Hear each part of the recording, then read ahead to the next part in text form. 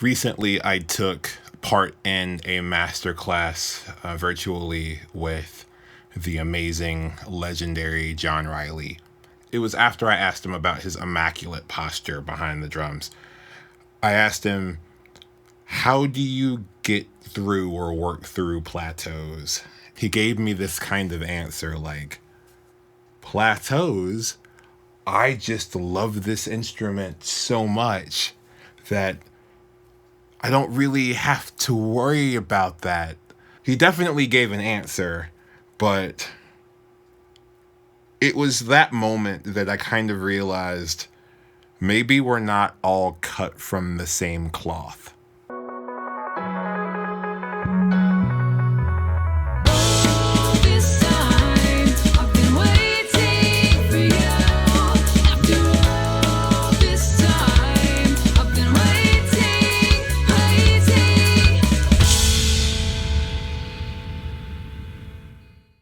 So I think about this sometimes. All of us are kind of built different. I realize that there might be some people that just have so much fun with drums and playing, and they're just in positions that's always perpetuated. And I'm not saying that there's no hard work, but the hard work is always in service of this grand, like almost transcendent love of the instrument that kind of bears all of the pain and all of the doubt, and it just makes it worth it because all of those things just kind of melt away. I'm not saying that's the majority of us, but I'm starting to feel like those people might exist. And so if you're like me, chronic overthinker that always looks at everybody else and compares themselves to them, and I know that's wrong, but I feel like there might be a part of seeking outside approval that is a learned behavior. And I'm not much of a social scientist. That's not fair. I'm not a social scientist at all. So I can't tell you the psychological underpinnings of the need to seek approval. I mean, both of my parents are still alive and they have been nothing but supportive, and I am told all the time by people around me how good I am, yet there's this thing deep inside that oftentimes doesn't let me believe what other people tell me. Because we tend to separate criticism in a few tiers. In tiers, like, levels.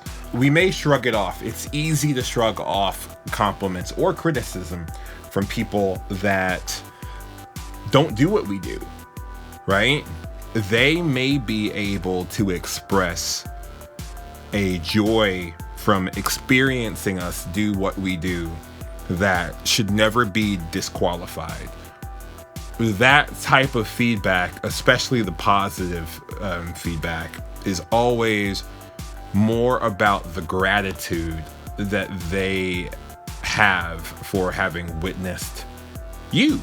And that's a great thing. You just enriched somebody's life, and that's a fairly grand reason to keep this up. However, that goes into approval seeking, does it not? You could be completely selfish with this and say, I only play for me. It's cool that you guys like it. And I feel like I was that, or at least on the surface I was, but I've always, on some level, wanted the respect of other drummers, and I've always wanted people that I respect to consider me a peer. Whether or not I felt I was worthy of that type of recognition. I think that plays into this sense of perpetual growth, where it's never okay to sit still. It's never okay to exist artistically. It's always about new. It's always about better. It's always about different. It's always about breaking through barriers and having breakthroughs. And I wonder if that in itself is sort of a rat race. Balance is always tipped on the scales of the search for growth. And once growth is not perceived, then we fall into pits of disappointment. And I just wonder if that cycle is actually helpful or not, because think about how many people quit. Think about how many people give this instrument up because of mismanaged expectations. Maybe career expectations. They expect to sort of just get in there and make all the money and have all the connections, have the world recognize how great they are, and then that's it. And then other times, there are people that use this to fill some sort of a hole. Like, this is the only thing that I've ever been good at, so I'm going to pour myself into it so I can at least say that I'm worth something. And that's a fairly dark way of thinking about it, but it's definitely where I come from. Sorry, I'm fidgeting. Probably because this is a little bit personal for me. I think in order to be fulfilled in life, we have to reframe the way that we think about this. Because if we're always chasing something and we're always dissatisfied, how are we going to find the beauty in it? How are we ever going to sit back and relax at something that we've done and say, yes, I did that? And even if it's not the best thing in the world, even if it's not the most perfect thing in the world, there has to be some beauty in the privilege and the experience of making art. Gosh, this is such an old person's perspective, isn't it? I'm 36 years old. I've been playing drums for about 20 years, and I feel like I have a long way to go. But there are always a couple of things that if I do feel stuck, I always do without fail. The first thing is introspection. What in the world am I doing? Have I found myself a sucker of mismanaged time? Or am I overinflating the amount of time that I spend on this instrument? I tend to not do that because I time all of my practice sessions. Oftentimes I go as far as timing how much time I spend on an exercise, just because I don't want to lie to myself. If I can say I have spent this much time and on something, then I can reasonably expect a certain result, because I've been doing this long enough to know how long certain concepts, even if they're new, how long they might take me. I might be wrong. They may take a shorter amount of time. Sometimes they may take much longer, but it doesn't matter. At least I have some sort of a range. So make sure your expectations for yourself are actually objective. 2, are you listening to music? Are you listening to things that inspire you? Are you challenging yourself? And by challenging yourself, I mean with listening, are you listening to things that you don't normally listen to? Are you challenging your ears? Or is it just like comfort food all the time? Is it, I love this record, I've loved this record for forever, I can tell you every single note. If you can tell me every single note of a record and you've played to it over and over and over and over again, you need to stop.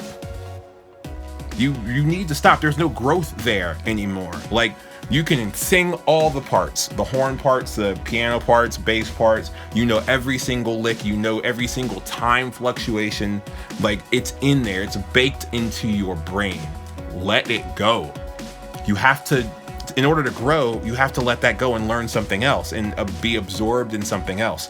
Do you have someone that you can talk to about practicing? This is something that I've really only experienced fairly recently. My friends Javon and Wyatt are kind of on call, and they can call me whenever, but we're always sort of about, hey man, what you doing? Hey man, what you working on? Hey man, have you practiced today? Like that type of thing. And having someone there, like, just to put you in that mindset, you could talk about drums with you may not have been in the mood to practice, but find that person that you can talk about drums, and afterwards all you want to do is play. All you want to do is practice.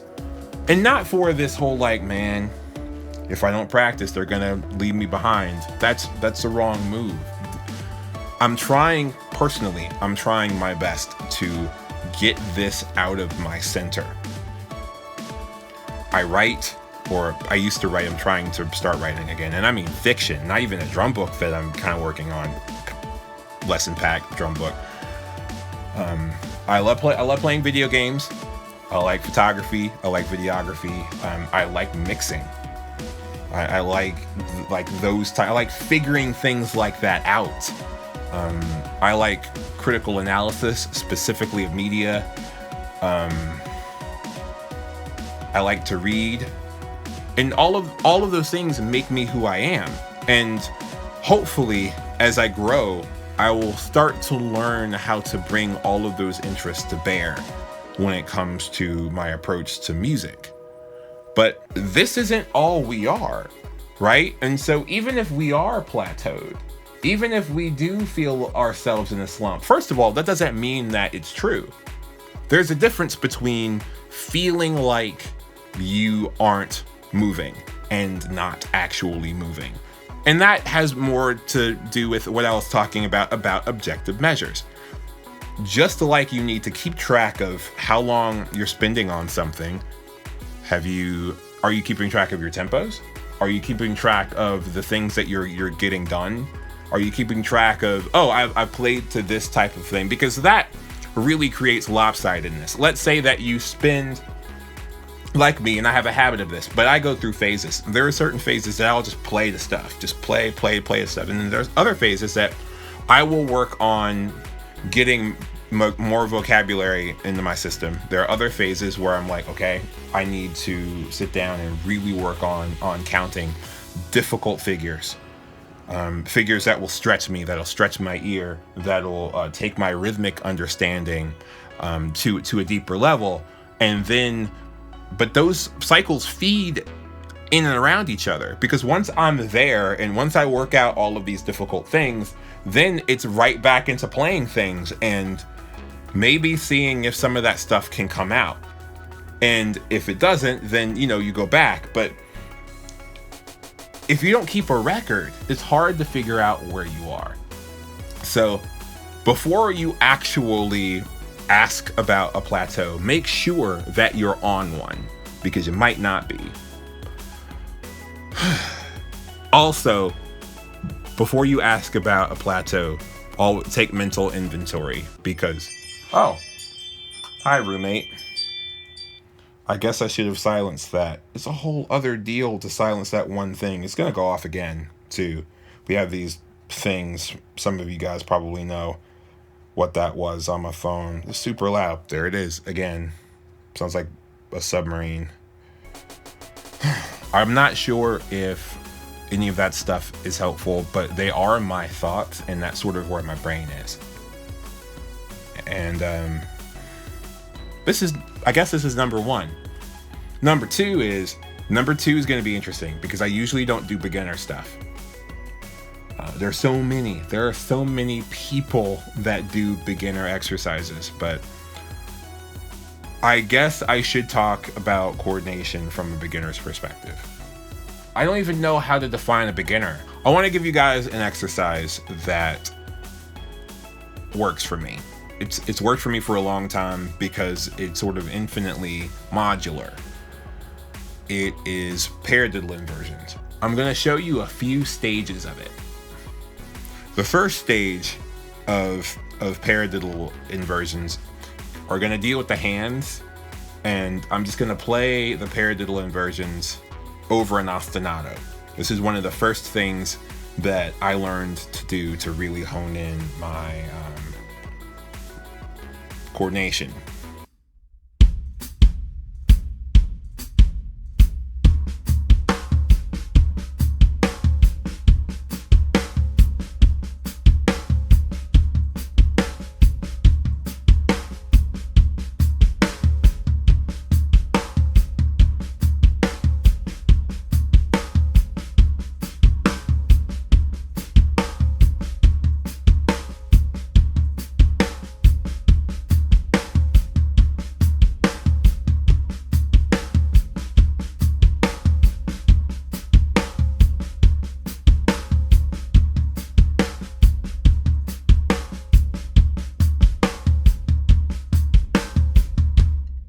Then we're going to change the approach, and we're going to do paradiddle inversions between kick and snare, right hand lead and left hand lead.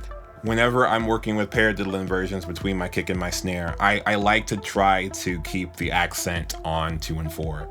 For beginners, it's a good habit. Not only does it deal with the technical aspects of dynamics, accenting the first note of the double stroke while keeping the second one low, and then vice versa, but those are going to be usable in more mainstream contexts anyway.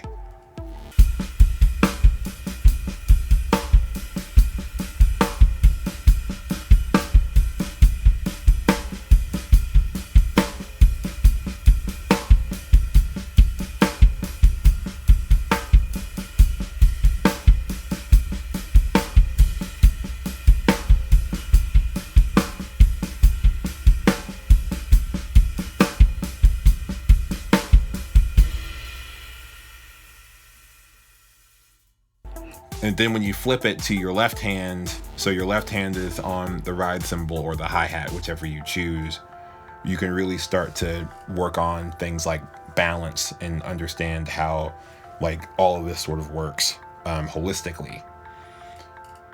I can't really tell you what I got from that because that was so long ago, but this is something that really helps get the gears going, especially when I have to take a little bit of time away from the drum set.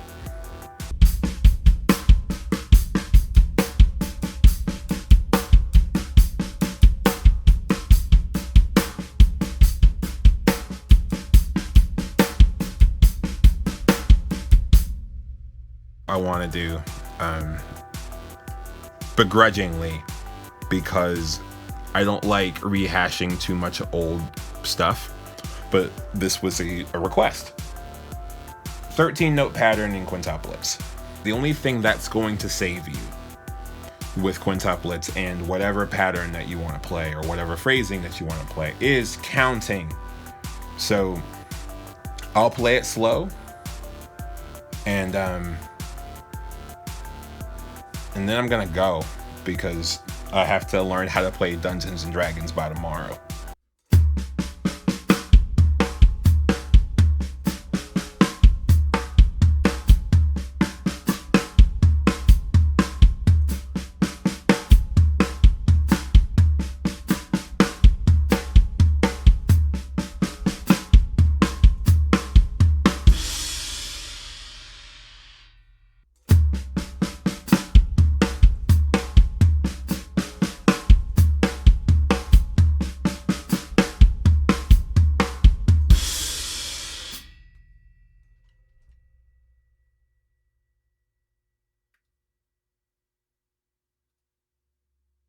So everybody that reached out to wish me a happy birthday, I really appreciate you.